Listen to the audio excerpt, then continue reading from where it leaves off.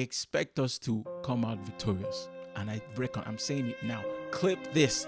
I need to find a forfeit. Like if I don't predict correctly, I don't know. I'll do something. But if I'm not a betting man, like I said, but I expect us to win this game.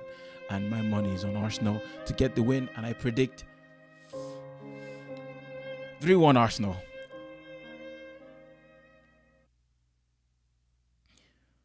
I'm not going to lie, I was livid. I'm glad I've had some time to calm down, but this is unacceptable. The way they played today, absolutely unacceptable. You have a team that has everything, right? Yes, you say the plan had to be changed because Trossard was injured. Martinelli is injured. Rice got injured in the first half.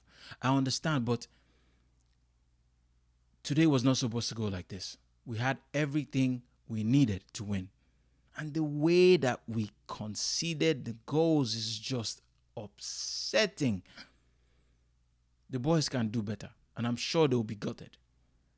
I'm trying to not be too negative with this video, so I'm going to try not to be. Because I can understand that when it comes to the North London derby, a lot of things come into play. There's so much emotions, and it's easy to forget the simple things. Like the errors that were made today for the goals.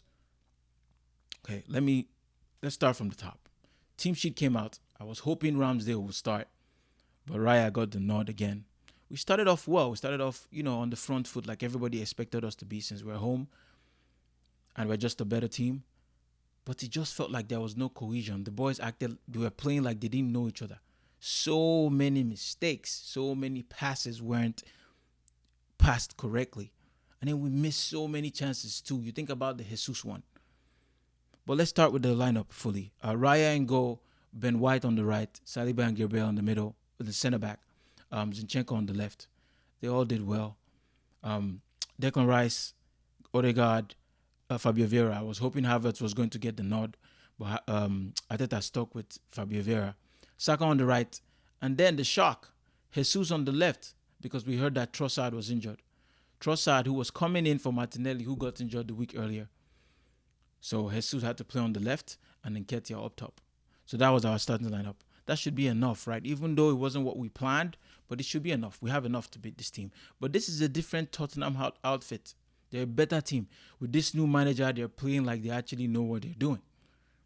So we sort of, had an expectation that they were going to be better, but I didn't think that we would gift them the game, because I don't think they got a draw today because they were a fantastic side. No, we just gifted them the 2 goals.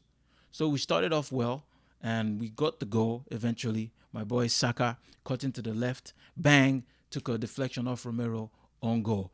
I'm of the opinion that if it's that tight, yes, the ball was not going on target, but I'm of the opinion that if it's that tight, you can just give it to the player. The defender doesn't want the own goal anyways. Just give it to the player, let them get their stats up. But the goal was given as a Romero own goal. And then all of a sudden, it just felt like we got confused. The boys also looked so tired. The Champions League, I guess, took a toll on us. But they should be fresh, We started playing like we were lost. Tottenham started playing well. They started pressing us. And then we made so many errors in the back.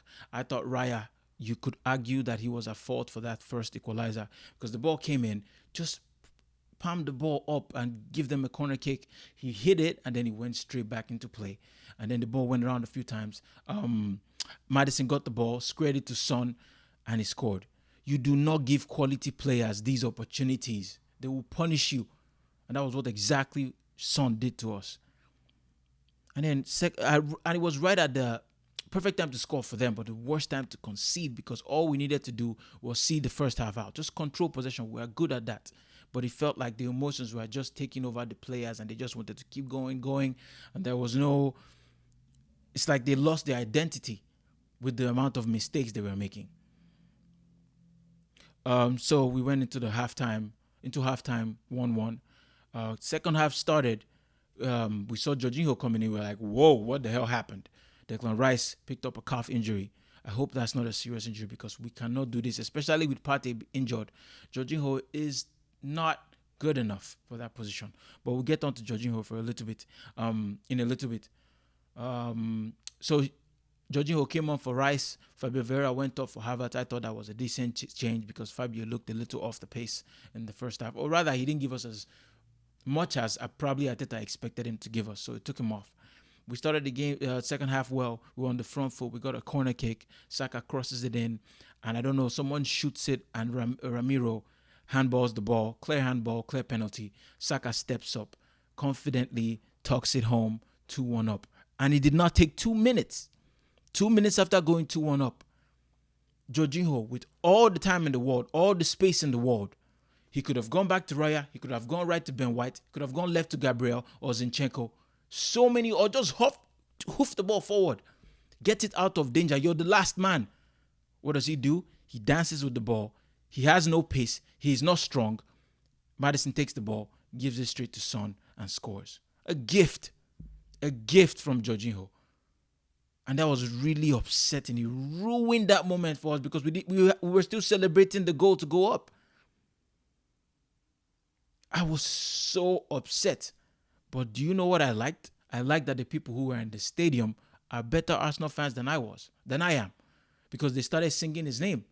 All you would hear was Jorginho, Jorginho. But I'm in my house. He's not going to hear me screaming that. So I had to bear the brunt, that annoyance of him just gifting Tottenham Hotspur an opportunity to score, which they took. They punished us. It's so annoying because Jesus had a similar chance in the first half where he took the ball off of Maddison, but he threw the ball away. And these are the fine margins. If you don't take your chances, the game should have been up in the first half. Because if he scored that, it would have been 2-0 up. Probably Tottenham's head would have dropped and we could have gone on to win this game easily. But no, we wasted that opportunity, and then Jorginho gives them an equalizer. And then the crowd is singing the name, which I applaud, which I respect, because this attitude from me is not what the players on the field need. They need that support, they need that backing. So kudos to the fans who are in the stadium, but I'm not. So I was furious. I was saying I don't want to see him in an Arsenal shirt again, saying that why was he on? But I understand these things. I just let the emotion take over for that moment. But it was so annoying, so upsetting. And then after that, we tried, but I don't even remember any clear-cut opportunities we had. Tottenham played well. They defended very, very well.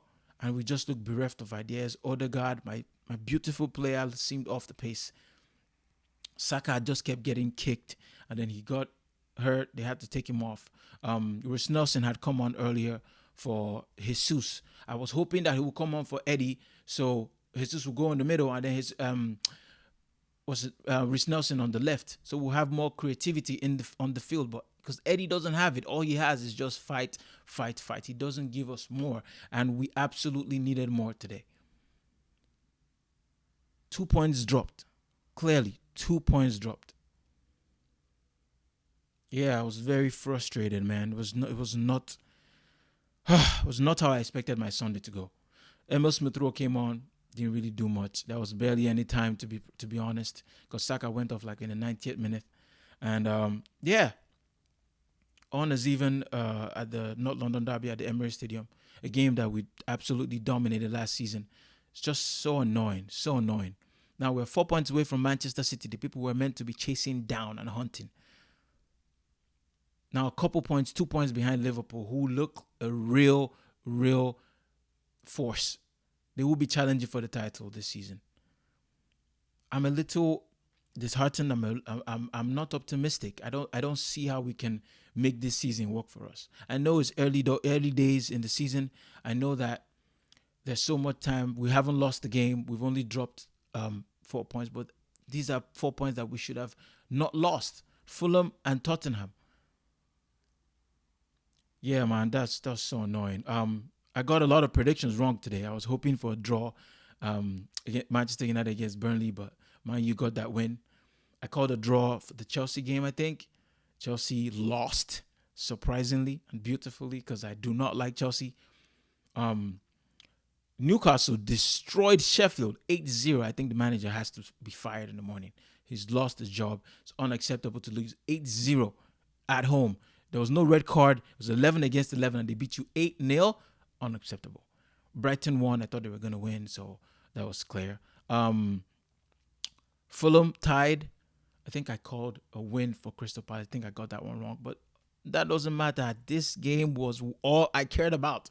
And I predicted 3-1. I thought we were going to smash them, but we did not do what we needed to do today.